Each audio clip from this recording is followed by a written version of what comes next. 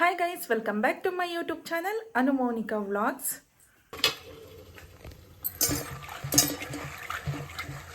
ಸಾರಿಗೆ ಅಂತ ರಾತ್ರಿನೇ ಕಾಳು ನೆನೆಸಿದ್ದೆ. ಈಗ ಇದನ್ನ ಮಸಾಲೆ ಇಡ್ತಾ ಇದ್ದೀನಿ. ಯಾಕಂತಂದ್ರೆ ಮುದ್ದೆಗೂ ಚೆನ್ನಾಗಿರುತ್ತೆ, ಇಲ್ಲ ಚಪಾತಿ ಪೂರಿಗೂ ಚೆನ್ನಾಗಿರುತ್ತೆ. ಮಸಾಲೆ ಮಾಡಿದ್ದೀನಿ ಅಂತಂದ್ರೆ ಹುಳಿ ಸಮೇತ ಮಾಡ್ಕೊಬೋದು, ಆದರೆ ಮಸಾಲೆ ಜಾಸ್ತಿ ತಿಂತಾರೆ ನಮ್ಮ ಮನೆಯಲ್ಲಿ. ಹಾಗಾಗಿ ಫಸ್ಟ್ ಮಸಾಲೆಗೆ ಇದನ್ನ ನೀಟಾಗಿ ತೊಳ್ಕೊಂಡ್ಬಿಟ್ಟು ಈ ನೀರೆಲ್ಲ ಬಗ್ಗಿಸ್ಬಿಡ್ತೀನಿ.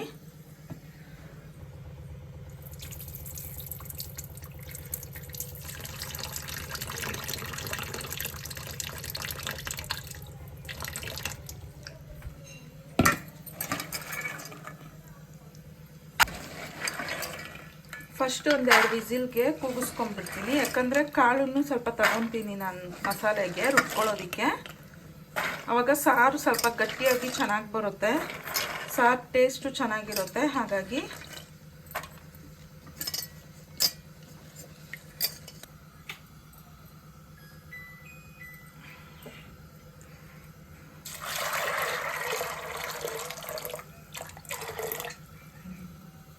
ನೀರು ಹಾಕ್ಕೊಂಡು ಒಂದು ಸ್ವಲ್ಪ ಕಲ್ಲು ಉಪ್ಪು ಹಾಕ್ಕೊತಿದ್ದೀನಿ.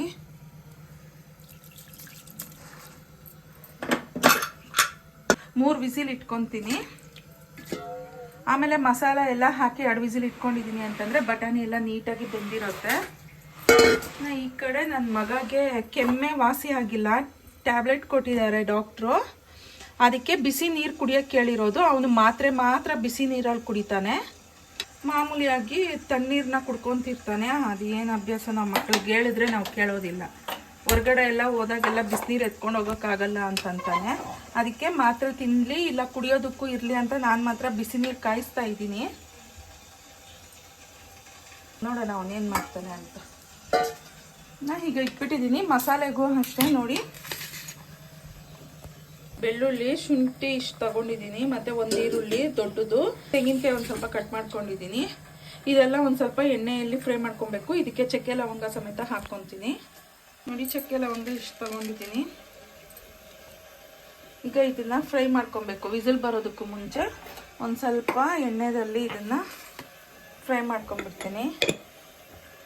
ನೀರು ಬಿಸಿ ಆಗೈತೋ? ಸುಮ್ಮನೆ ಬಿಸಿ ಆದರೆ ಸಾಕಲ್ಲ, ಆಲ್ರೆಡಿ ರಾತ್ರಿ ಕಾಯಿಸಿರೋ ನೀರೇ ಇದು. ಬರಾತ್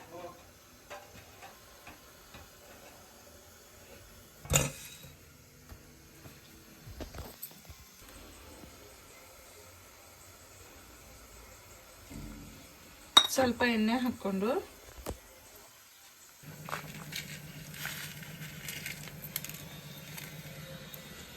ಚಕ್ಕೆ ಲವಂಗ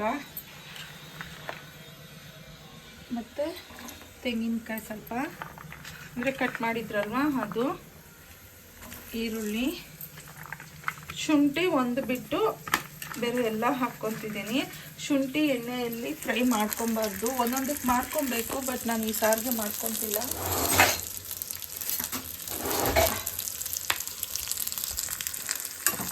ಇವಾಗ ಇದನ್ನೆಲ್ಲ ಒಂದು ಸ್ವಲ್ಪ ಹೊತ್ತು ಫ್ರೈ ಮಾಡ್ಕೊಳ್ಳೋಣ.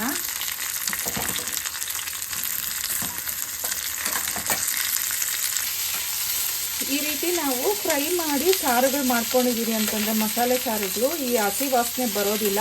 ಸಾರು ಅಷ್ಟೇ ಸ್ವಲ್ಪ ಗಟ್ಟಿ ಬರುತ್ತೆ, ತೆಳ್ಳಗೂ ಇರೋದಿಲ್ಲ. ಇದಕ್ಕೆ ರುಬ್ಕೊಳ್ಳೋವಾಗ ಒಂದು ಟೊಮೆಟೊ ಹಾಕ್ಕೊತೀನಿ. ಜಾಸ್ತಿ ಹಾಕಕ್ಕೆ ಹೋಗಲ್ಲ, ಸ್ವೀಟ್ನೆಸ್ ಬಂದುಬಿಡುತ್ತೆ. ಅದಕ್ಕೆ ಒಂದೇ ಒಂದು ಟೊಮೆಟೊ ಹಾಕ್ಕೊತೀನಿ.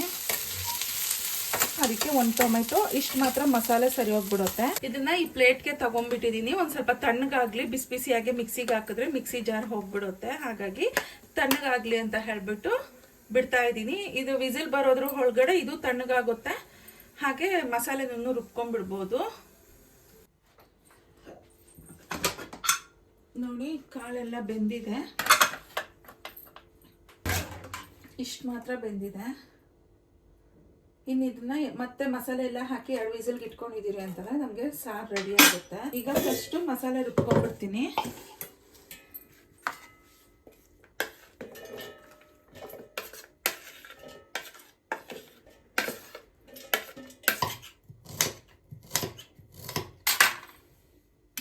ತೊಳೆದಿಟ್ಕೊಂಡಿರೋ ಶುಂಠಿನೂ ಕಟ್ ಮಾಡಿ ಹಾಕ್ಕೊಂಡಿದ್ದೀನಿ. ಮತ್ತು ಇದಕ್ಕೆ ಖಾರ ನಮಗೆ ಎಷ್ಟು ಬೇಕೋ ಅಷ್ಟು ಖಾರ ಮಾಡಿ ನಾನು 1.5 ಸ್ಪೂನ್ ಹಾಕ್ತಿದ್ದೀನಿ.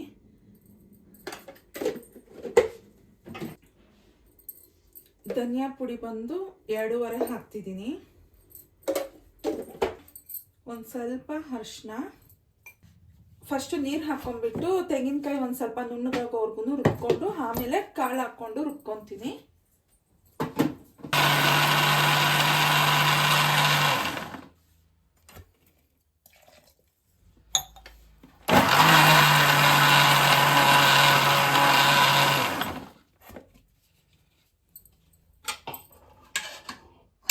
ಈಗ ಇದಕ್ಕೆ ಕಾಳು ಹಾಕ್ಕೊಂತೀನಿ.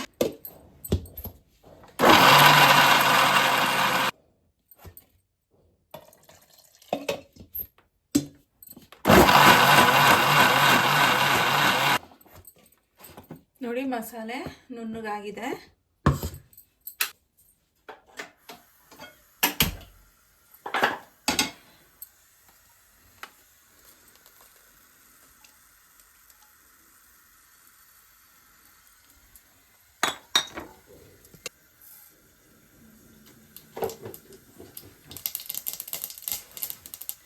ಈಗ ಇದಕ್ಕೆ ಈರುಳ್ಳಿ ಹಾಕ್ಕೊಂಡು ಕರ್ಬೇವಿನ ಸೊಪ್ಪನ್ನು ಹಾಕಿ ಸ್ವಲ್ಪ ಫ್ರೈ ಮಾಡಬೇಕು. ಇದೊಂದು ಸ್ವಲ್ಪ ಗೋಲ್ಡನ್ ಕಲರಲ್ಲಿ ಬಂದಮೇಲೆ ಈರುಳ್ಳಿ ಆಮೇಲೆ ನಾವು ಮಸಾಲೆನ ಹಾಕೋಣ. ಅದು ಫ್ಲೇವರ್ ಆಗ ಚೆನ್ನಾಗಿರುತ್ತೆ. ಹೀಗೂ ಮಾಡ್ಬೋದು, ಇಲ್ಲ ಅಂತಂದರೆ ನಾವು ಬಟಾಣಿ ಮಸಾಲೆ ಎಲ್ಲ ಹಾಕಿ ಆಲೂಗಡ್ಡೆನೂ ಸೇರಿಸಿ ಒಂದು ವಿಸಿಲ್ಗೆ ಇಟ್ಕೊಂಡಿದ್ದು ಆದಮೇಲೆ ಸಪ್ರೇಟಾಗೂ ಒಗ್ಗರಣೆ ಹಾಕ್ಕೊಬೋದು. ಈಗ ಮಸಾಲೆ ಹಾಕ್ತಿದ್ದೀನಿ. ಸ್ವಲ್ಪ ಎಣ್ಣೆಯಲ್ಲಿ ಮಸಾಲೆನ ಸ್ವಲ್ಪ ಹಾಗೆ ಹಸಿ ವಾಸನೆ ಹೋಗೋವರೆಗೂ ಫ್ರೈ ಮಾಡೋಣ.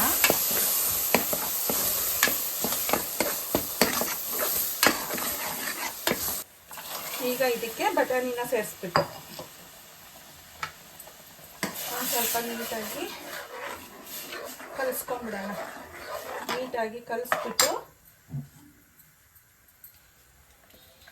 ಉಳಿದಿದ್ದ ಮಸಾಲೆ ಮಿಕ್ಸಿಯಲ್ಲಿ ಇದ್ದಿದ್ದ ಮಸಾಲೆನೂ ಹಾಕ್ಬಿಡ್ತಾ ಇದ್ದೀನಿ. ತುಂಬ ಚೆನ್ನಾಗಿರುತ್ತೆ. ಬಿಸಿ ಬಿಸಿ ಮುದ್ದೆಗಾಗಲಿ ಇಲ್ಲ ಚಪಾತಿ ತಿನ್ನೋರಿಗೆ ಚಪಾತಿ ಪೂರಿಗೆ ಸಮೇತ ಚೆನ್ನಾಗಿರುತ್ತೆ. ಗಟ್ಟಿಯಾಗೂ ಇರುತ್ತೆ ಸಾರು. ನಾವು ಜಾಸ್ತಿ ತೆಳ್ಳಗೆ ಇಟ್ಕೊಬಾರ್ದು.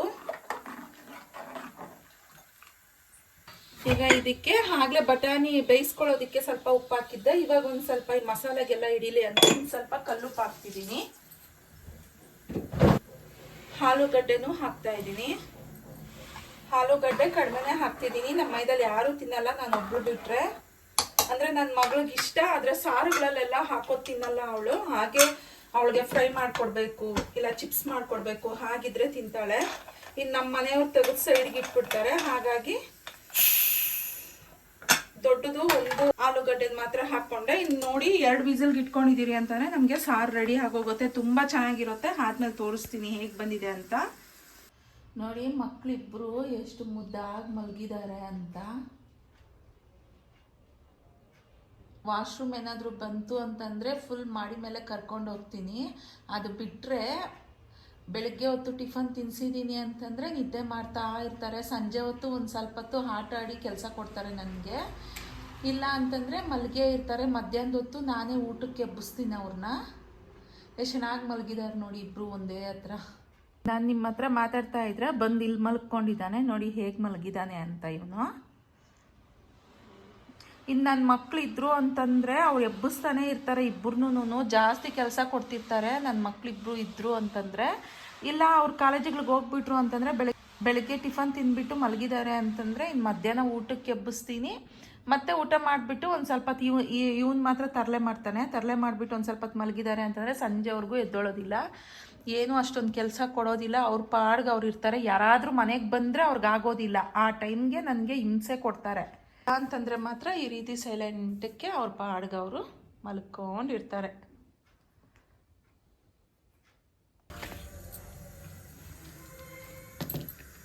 ಆ ಸಾರಿಗೆ ಪೂರಿ ಚೆನ್ನಾಗಿರುತ್ತೆ, ಹಾಗಾಗಿ ಪೂರಿ ಮಾಡ್ತಾಯಿದ್ದೀನಿ. ಬೆಳಿಗ್ಗೆ ಬ್ರೇಕ್ಫಾಸ್ಟ್ಗಳು ಮಕ್ಳಿಗೆ ಇಷ್ಟ ಆಗಿರೋದು ಇಲ್ಲ ನಮ್ಮ ಮನೆಯವ್ರಿಗೆ ಇಷ್ಟ ಆಗಿರೋದು ಮಾಡಿದ್ದೀನಿ ಅಂತಂದರೆ ಬೇಗ ಖಾಲಿ ಆಗುತ್ತೆ. ಇಲ್ಲ ಅವ್ರು ಕೇಳ್ದಿದ್ದು ಮಾಡ್ತೀರಾ ಯಾವುದೋ ಒಂದು ಮಾಡಿದೆ ಅಂತ ಅಂದ್ಕೊಳ್ಳಿ, ಮಾಡಿರೋ ಬ್ರೇಕ್ಫಾಸ್ಟ್ ಎಲ್ಲ ಹಾಗೇ ಇರುತ್ತೆ. ಇದಂತೂ ನನ್ನ ಮಗಳು ಫೇವ್ರೆಟ್ ಫುಡ್ಡಲ್ಲಿ ಇದು ಒಂದು. ನನ್ನ ಮಗಗೂ ತುಂಬ ಇಷ್ಟ, ಆದರೆ ಅವನು ಇವಾಗ ಜಿಮ್ಮು ಡಯಟು ಅನ್ನೋ ಇದರಲ್ಲಿ ಇದ್ದಾನಲ್ವ, ಹಾಗಾಗಿ ಇವೆಲ್ಲ ಏನು ತಿನ್ನೋದಿಲ್ಲ. ಆಯಿಲ್ ಫುಡ್ ಅಂತೂ ಮುಟ್ಟಕ್ಕೂ ಹೋಗಲ್ಲ. ಚಪಾತಿ ತಿಂತಾನೆ, ಅದು ಆಯಿಲ್ ಹಾಕ್ತೀರ ಮಾಡಿದ್ರೆ ತಿಂತಾನೆ. ಇನ್ನು ಪೂರಿ ಇವೆಲ್ಲ ಅಂತೂ ಮುಟ್ಟಕ್ಕೆ ಹೋಗಲ್ಲ ಪಾಪ. ನೋಡಿ ಈ ರೀತಿ ಮಾಡ್ಕೊಂಡಿದ್ದೀರಿ, ಅಂದರೆ ಮೈದಾದಲ್ಲೇ ಮಾಡ್ತಿದ್ದೀನಿ. ಪೂರಿ ಮೈದಾದಲ್ಲಿ ತುಂಬ ಚೆನ್ನಾಗಿರುತ್ತೆ. ಈ ಸಾರಿಗೆ ಪರೋಟ ಪೂರಿ ಇವೆಲ್ಲ ಅಂತೂ ತುಂಬ ಒಳ್ಳೆ ಕಾಂಬಿನೇಷನ್ ಅಂತ ಅಂದ್ಕೊಳ್ಳಿ. ತುಂಬ ಚೆನ್ನಾಗಿರುತ್ತೆ ತಿನ್ನಬೇಕಾದ್ರೆ. ಅದಕ್ಕೆ ಪೂರಿನೇ ಸುಟ್ಕೊಂಡ್ಬಿಡ್ತಿದ್ದೆ ಇವತ್ತು.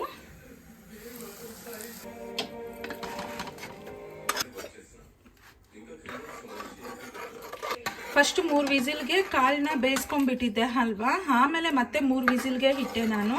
ನೋಡಿ ಎಷ್ಟು ಚೆನ್ನಾಗಿ ಬಂದಿದೆ ಅಂತ. ಕಾಳು ಅಷ್ಟೇ ನೀಟಾಗಿ ಬೆಂದಿದೆ, ಸಾರು ಅಷ್ಟೇ ನೋಡಿ ಎಷ್ಟು ಗಟ್ಟಿ ಇದೆ ಅಂತ. ನಾವು ಕಾಳು ಹಾಕ್ಕೊಂಡು ರುಬ್ಕೊಳ್ಳೋದ್ರಿಂದ ನಮಗೆ ಈ ರೀತಿ ಗಟ್ಟಿ ಬರುತ್ತೆ. ತೆಂಗಿನಕಾಯಿ ಸ್ವಲ್ಪ ಹಾಕಿ ಕಾಳು ಸ್ವಲ್ಪ ಹಾಕ್ಕೊಂಡಿದ್ದೀರಿ ಅಂತಂದರೆ ಚೆನ್ನಾಗೂ ಇರುತ್ತೆ, ಟೇಸ್ಟು ಚೆನ್ನಾಗಿರುತ್ತೆ, ಸಾರು ಅಷ್ಟೇ ಗಟ್ಟಿಯಾಗಿರುತ್ತೆ. ಇನ್ನು ಈಗ ಹಾಕ್ಕೊಟ್ಬಿಡ್ತಾ ಇದ್ದೀನಿ ತಿನ್ನಲಿ ಅಂತ.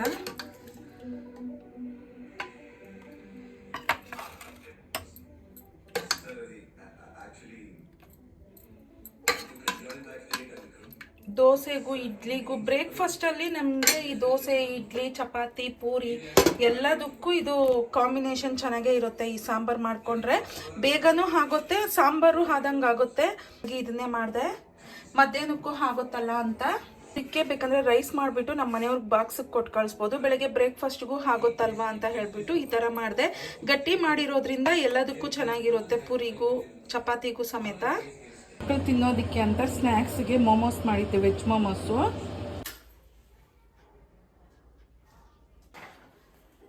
ಈಗ ಪೂಜೆ ಮಾಡ್ತಾ ಇದ್ದೀನಿ.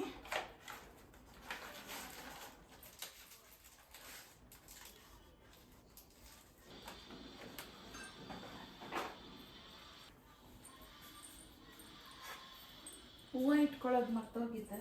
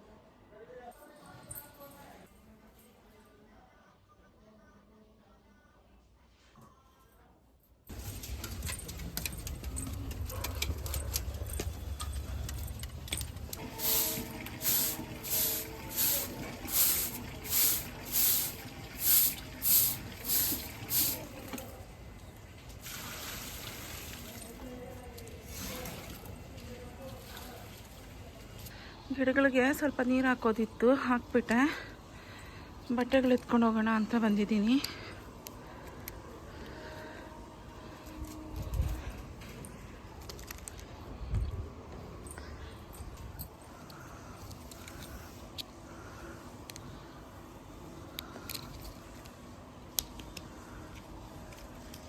ಬಟ್ಟೆಗಳು ಎತ್ಕೊಂಡೋಗಿ ಸ್ವಲ್ಪ ಮಡಚಿಟ್ಬಿಟ್ರೆ ಇವತ್ತಿನ ಕೆಲಸ ಮುಗಿಯುತ್ತೆ.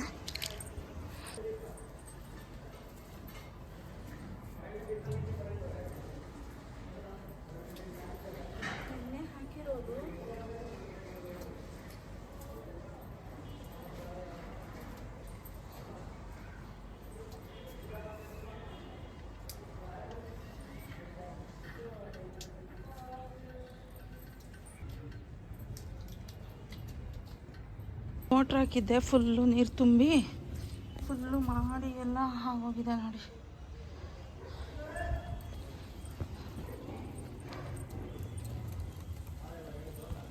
ನೋಡಿ ನೆನ್ನೆ ಹಾಕಿರೋದು ಹಾಗೆ ಇದ್ದೋಗ್ಬಿಟ್ಟಿದ್ದೀನಿ. ಎಲ್ಲ ಸ್ವಲ್ಪ ಸೋಫಾ ಮೇಲೆ ಹಾಕೋದಿದೆ. ಸೋಫಾ ಕವರ್ಸ್ ಒಗ್ದಿದ್ನಲ್ವ, ಅದೆಲ್ಲ ಇವಾಗ ಹಾಕಬೇಕು.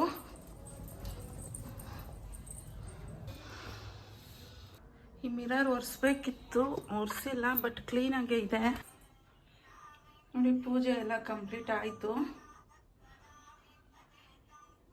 ಈಗ ಇನ್ನು ಸಾರಿದೆ, ಮಧ್ಯಾಹ್ನ ಮಾಡಿರೋದೆ ತೋರಿಸಿದ್ನಲ್ವ, ಬಟಾಣಿ ಕಾಳು ಹಾಕಿ ಸಾರು ಮಾಡಿದ್ದೆ, ಅದೇ ಇದೆ. ಇನ್ನು ರಾತ್ರಿಗೆ ನಮ್ಮ ಮನೆಯವ್ರಿಗೆ ಫೋನ್ ಮಾಡ್ತೀನಿ. ಚಪಾತಿ ಇಟ್ಟು ಒಂದು ಸ್ವಲ್ಪ ಇದೆ, ಚಪಾತಿ ಬೇಕಂದರೆ ಚಪಾತಿ, ಇಲ್ಲ ಅಂತಂದರೆ ಮುದ್ದೆ ಮಾಡಿಬಿಡೋಣ ಅಂತ ಅಂದ್ಕೊತಿದ್ದೀನಿ. ಯಾಕೋ ಮೇಲೆ ಹತ್ಬೇಕಾ? ಹತ್ತು ಬಾ, ಹತ್ತು ಆ ಕಡೆಯಿಂದ, ಹತ್ತಲ್ಲಿಂದ.